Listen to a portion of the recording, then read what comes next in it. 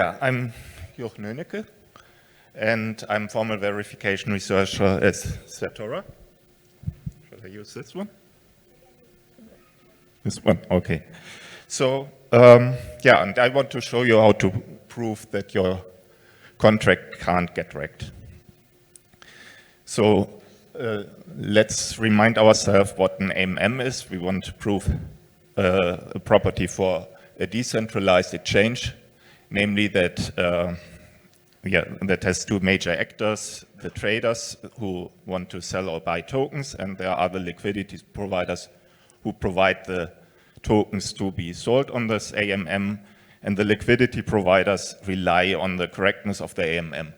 So the AMM smart contract holds all their funds in custody, and the tokens are automatically traded, and if there is a bug in the AMM, then the liquidity providers don't get their funds back, and we want to avoid that. So the desired property that we want to show is that the money can always be withdrawn from the contract.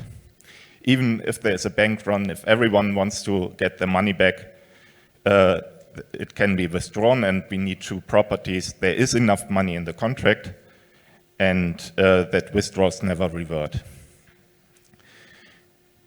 And we did this for the new upcoming version of Uniswap, Uniswap v4. And this is a contract that has a few scary features. Namely, it's permissionless, everyone can use it, everyone can create pools. And all the tokens of all the pools are kept in a single contract. So if there's a single pool that is broken, then it affects all other pools. And there's also a hook mechanism, so you can create your own hook for your pool that could affect the security of your funds, and we need to prove that this is not the case.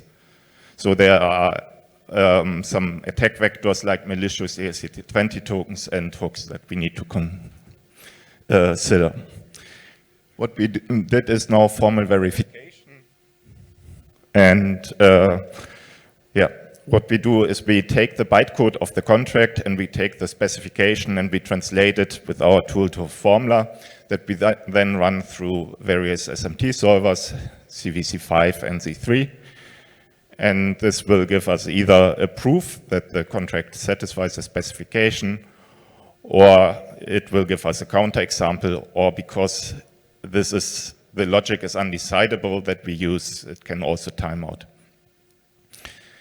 We have some assumptions for the unknown code, so we support arbitrary ERC20 tokens, but to prove liquidity, we need some assumptions on them. So the balance can only change by transfer and burn. Only the owner and approved accounts can transfer. There's no central authority that can steal our tokens. We need other assumption that if you transfer, only the amount is transferred, so if there are fees, the receiver pays them, and that transfer never reverts. Thanks. That transfer never reverts if there is enough balance. And for hooks, we need the assumption that there is no withdraw hooks, otherwise we can't prove that you can withdraw.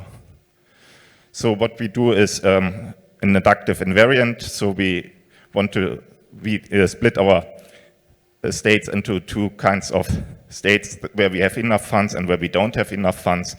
And if we look at all the transaction, then we look, is there a transaction that goes outside the circle? And we found with our tool that there is such a transaction, but it's actually a transaction that is not reachable.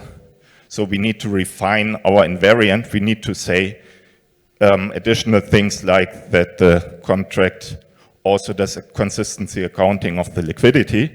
And if we do this, then we get that all the transactions stay in this inductive invariant. There were some problems with verifying this Uniswap. It was not as simple as I just made it. So we had some problems with rounding errors, break the invariance, and other things like sums over ticks and positions.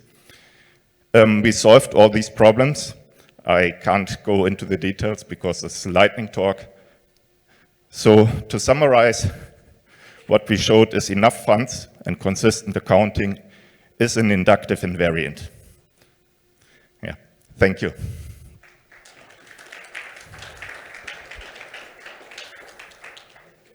Wow. Thank you. It's amazing research. And so we have one question, and I'm also very curious, how many human hours did you guys spend to prove liquidity of Uniswap 4? And if there, like, maybe you can put some price tag on it, because I think this is very interesting, because before, like, on the panel before, we were wondering about, you know, this kind of... Yeah, I don't have the exact price tag. I'm not sure if I'm even allowed to tell it. But we spent several weeks with a small team, so several people on this contract. So I think it was something like 6 weeks. 6 weeks? Yeah. Wow. And how big the team was? Like 3 people, 5? More like, I think over 5, but less than 10. Okay, interesting. And how many errors did you guys found? So one such a case where this transaction can lead to not enough liquidity, right? We didn't find the liquidity error, so the code was quite good. There was slightly problems, like you can't trade to the minimum price, and you can't reach the minimum price, but if you start there, it's possible to start with this price, so there was some inconsistency there. Okay, so we have one more question. Could you briefly touch on how you approach dealing with the rounding errors in... Yeah, so we use fixed point arithmetic, and we use a very high precision. Because we have unbounded integer, we can just use some multiplier for fixed point that divides every number, and then we don't get division roundings. Okay, thank you very much for interesting talk. Please give another round of applause to our speaker.